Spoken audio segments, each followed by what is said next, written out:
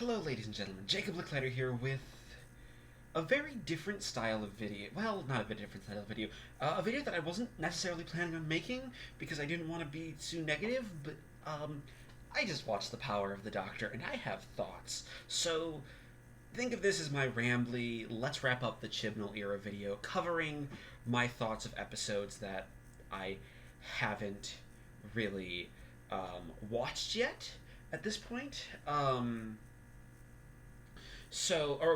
That I've watched, or at least I haven't discussed. I think I'll still be doing these for next year's specials. So this is just to remind everybody that I didn't do a video on The Vanquishers or Eve of the Daleks or Legend of the Sea Devils. There are going to be spoilers for all those episodes. I'm going to make you wait for the Power of the Doctor information and my thoughts on that at the very end. So let's just start with The Vanquishers. Case in point, I didn't love it. I think it was messy, it had way too many ideas, and it really just didn't wrap anything up nicely. Like, the universe may or may not have been restored. Basically, it was a lot of things happened, but also I had no fucking clue what was going on. And it made me really fall out of love of Doctor Who, kind of like Survivors of the Flux did. I still think Survivors of the Flux is probably the weakest episode of this era. That episode, I really hated.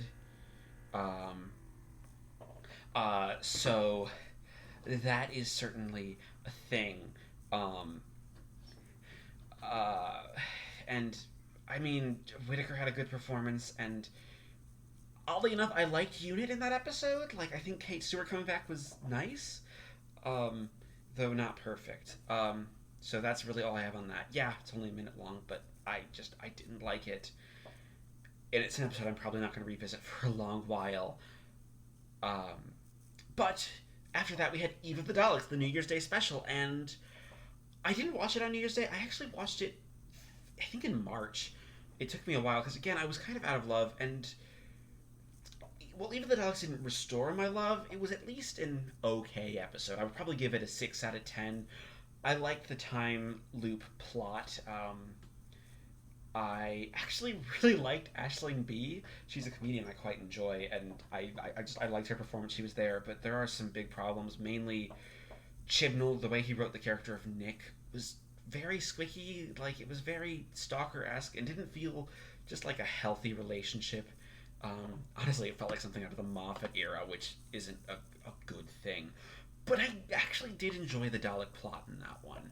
It was fun, sure, and a bit predictable, but the Daleks were good, and they were allowed to be scary and actually kill people. Now, yeah, that was because there was a time loop, so no one actually died in this one, but for a special, and a special that was filmed during the COVID-19 restrictions, I think it actually did quite a few clever things to keep things at similar sets, a smaller cast, and the like. And Eve of the Daleks it works as what it is. This is also the first time where we would get any sort of explicit pieces of the Doctor and Yaz having any sort of romantic feelings for each other. I know a lot of fandom likes to say that, it's all there, but it's very subtle. I blatantly disagree. A lot of the things people point to always to me just seem very, like, you could also put an example of how other characters interact with each other as well. Like, it doesn't read as a relationship even being implied. And I honestly think this entire plotline is going to be an issue for the next 2 episodes. Especially the immediately next episode. But mainly because this is after there's Eve, Legend of the Sea Devils, and Power of the Doctor, and then Manda Peel has left the role of Yasmin Khan, and Jodie Whittaker's regenerated. We'll get to that. But Eve of the Daleks was fun. I enjoyed it, mostly. It's got some big issues, but it's like hovering right around like a 6 out of 10. Just a fairly fun episode.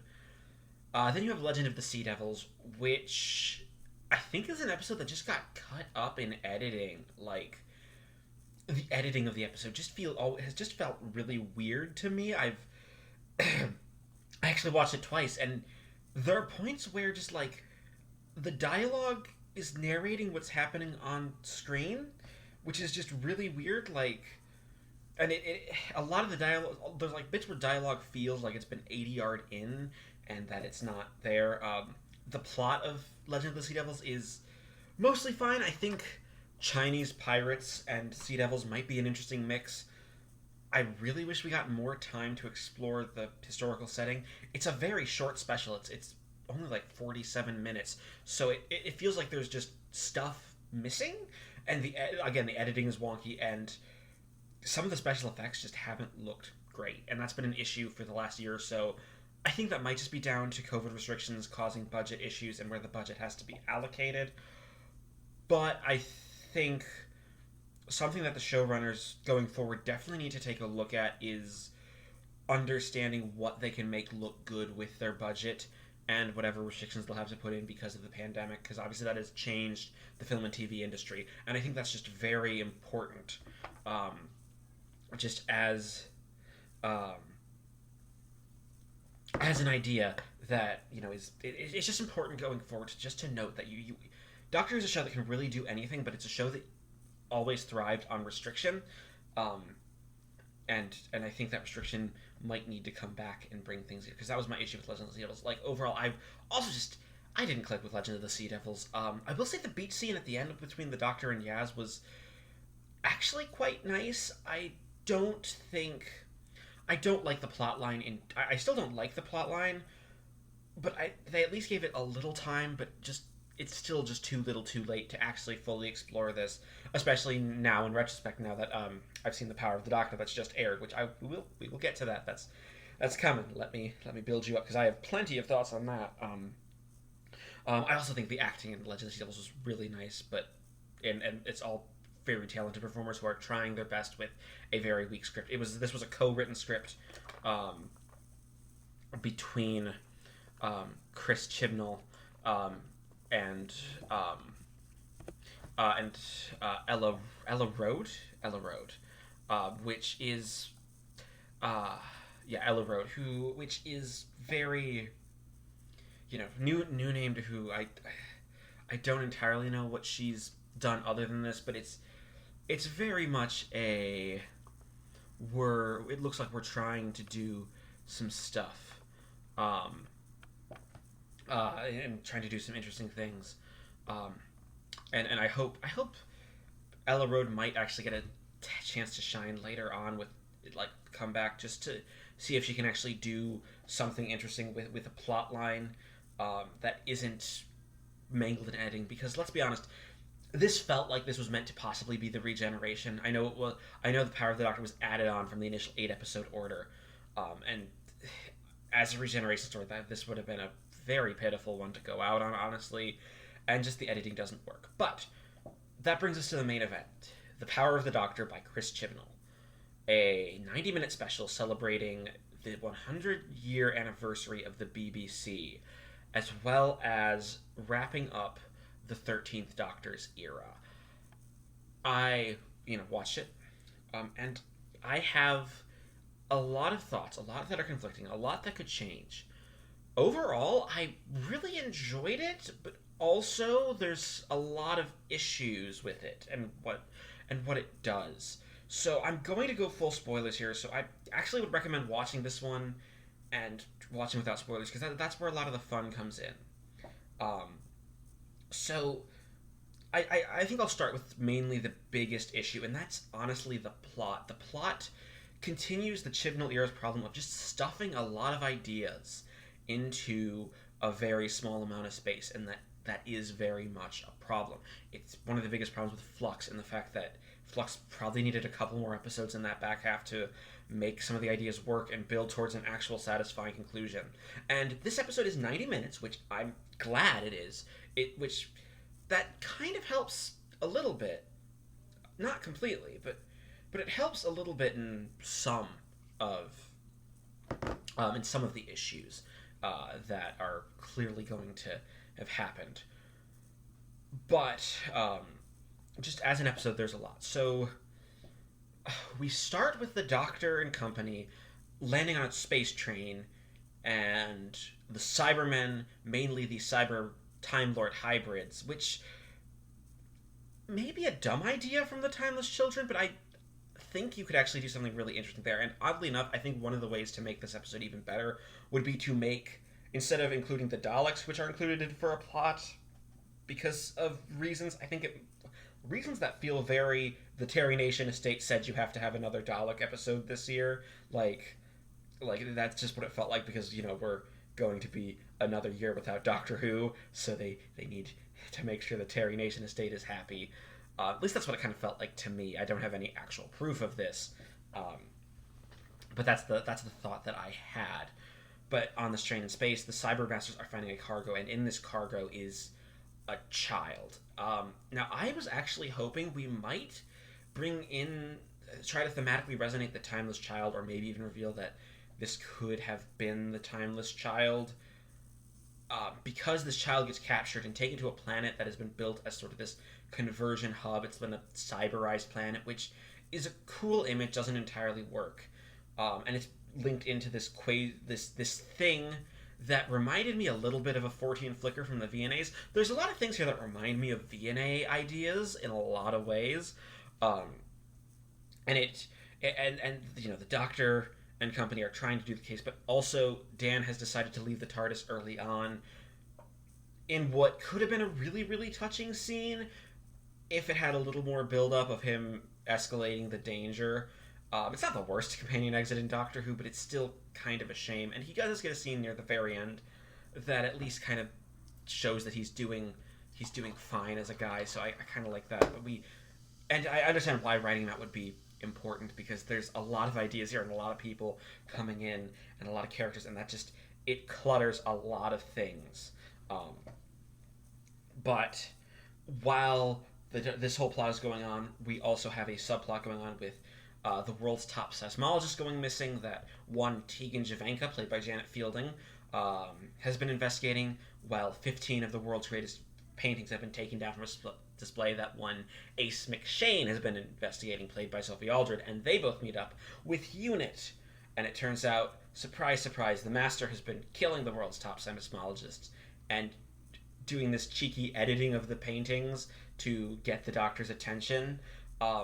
It's a whole thing, mainly so he can capture the Doctor in a really convoluted plan to then use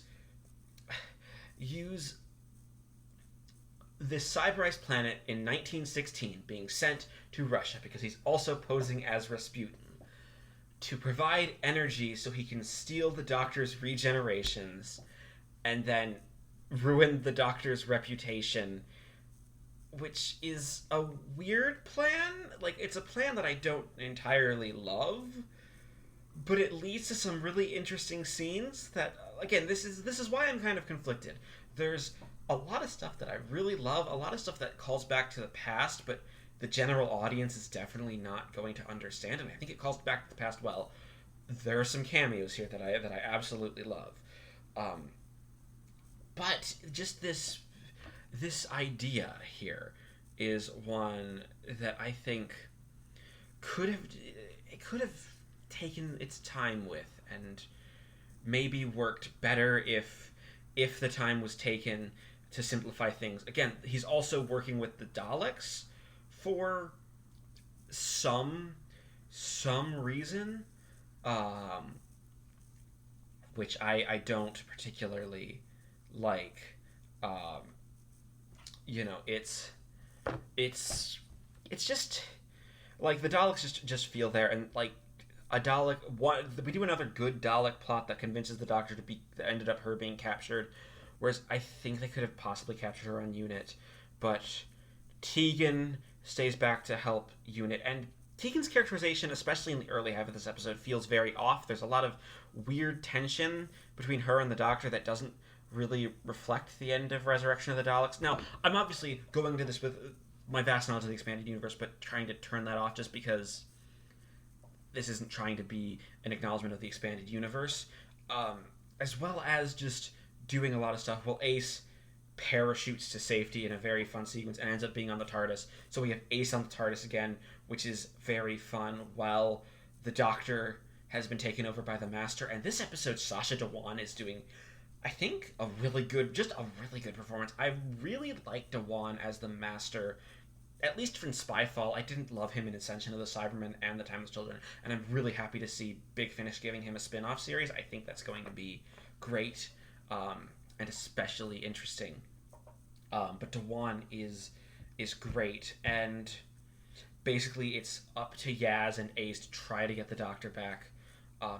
Chibnall actually does some interesting setting up of seeds, of including this electric discharge, seeding it throughout the episode between the Doctor accidentally doing this electric discharge on Ace and Tegan and then Yaz, and that allows a holographic program to be able to use them as its eyes and ears of the representing the TARDIS and the Doctor's consciousness linked, which is a very fun idea. It reminds me a lot of the two Doctors, and that's where the second half of the episode kind of just goes into full-on celebratory mode, where we are celebrating the entirety of Doctor Who's history, and on that aspect, I think the episode does really, really well. But again, that's a big thing that only I think fans will definitely get more out of it than non-fans. When one, you have the Master as the Doctor dressing up in this nice amalgam of a bunch of previous Doctor's costumes, which we get to see Jodie Whittaker in at one point, and it proves my theory that like the 13th Doctor's costume needed to be a bit more formal. Like there's a dress shirt, and it's underneath the question mark pullover, and Four's scarf, and the recorder from 2, and then 13's coat, and like that as a look, just it works. At least I liked it a lot better than a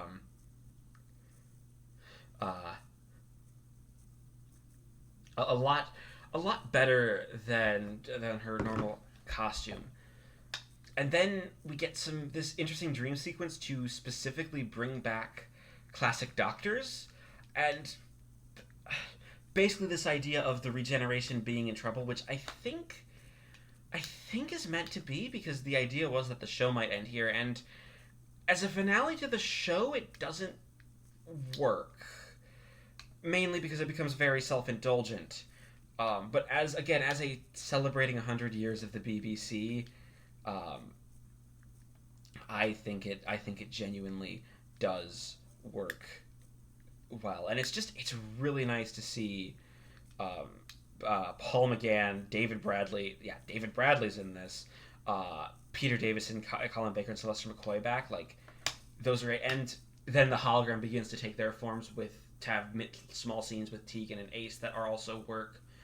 And the actual saving the day plot has the Doctor sacrificing herself, which is a bit spotty. It again follows into Yaz saves the Doctor, and then they end up blowing up the planet and trying to save this child. But I don't feel like this plot with this child was necessarily resolved as well as